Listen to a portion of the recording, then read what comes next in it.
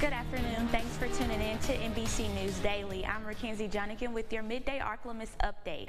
In this week's Ark-La-Miss Most Wanted, the search for two suspects wanted for the murder of a Monroe teen last summer continues. NBC 10's Chelsea Monet has this story. Investigators were able to develop two suspects in a shooting that left several people injured and one person dead in July of 2022. The identity of those suspects remain unknown, and local law enforcement needs your help to solve this case.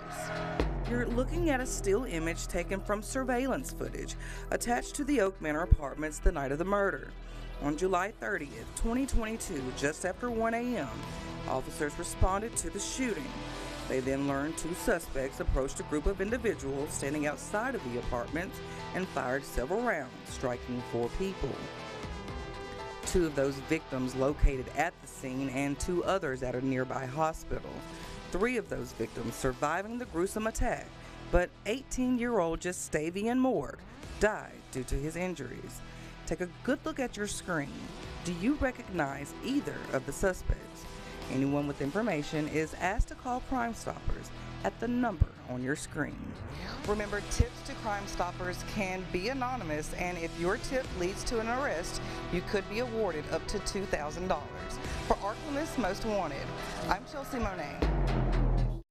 Of course, for more local fugitives, be sure to pick up a copy of the Justified newspaper at your local convenience store. 2 bills heard in the legislature look to limit discussion around sexual orientation and gender identity in classrooms, and they prohibit using a student's preferred pronouns or name. Capitol reporter Shannon Heck joins us with more details on the bills. The bill that has been likened to Florida's Don't Say Gay law was brought for a second year. It would ban educators from talking about sexual orientation and gender identity if it's not explicitly approved in the state curriculum. Teachers also could not talk about their own identity. Our children go to school to learn, to be taught, not to be indoctrinated or confused by anyone else's ideology. LGBTQ rights advocates spoke about how limiting a child's ability to ask questions or hold alliance clubs could add to the already high suicide rate in that vulnerable population. I'm saying that children already know because it's something that exists within you.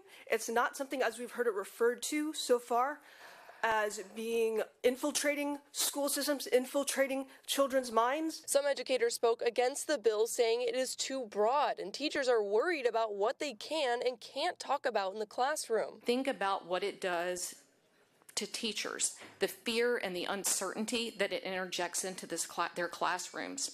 We are struggling to recruit and retain teachers. HB 81 by Raymond Cruz would ban using a student's preferred pronouns and required using their dead name unless they have written permission from their parents. The child thinks there's some kind of confusion there or wants to talk about it. The parents definitely need to be involved in that, and that's really what this is. Advocates push back that some students do not feel safe telling their parents for fear of rejection or abuse. And now, Storm Tracker Doppler weather with meteorologist Trey Tonneson.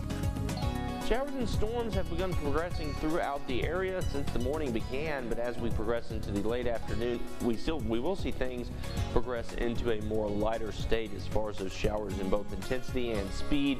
Taking a look right now at the current severe weather outlook, we are seeing that the level 1 out of 5 marginal risk is still in place now into the late afternoon and early evening. Whether that remains also remains to be seen. But as we continue into the day, temperature highs into the mid to upper 70s. Those showers and storms initially, but then breaking off into the late day as well. Into the evening, a few lingering showers could stick around, but for the most part, we aren't going to see many of those through the overnight hours as we start progressing into a more clear pattern for your Friday. However, don't hold your breath, because as we progress into Saturday, our next frontal system arrives, courtesy of another cold front, and then into next week, that's when we start finally progressing into a more long-term stable pattern with more sunshine and increasing temperatures alike. Into next week, it is a more favorable pattern. Temperatures warming up into not only the upper 70s, but eventually the mid to lower 80s by the latter half of that week as well. Temperature lows also rise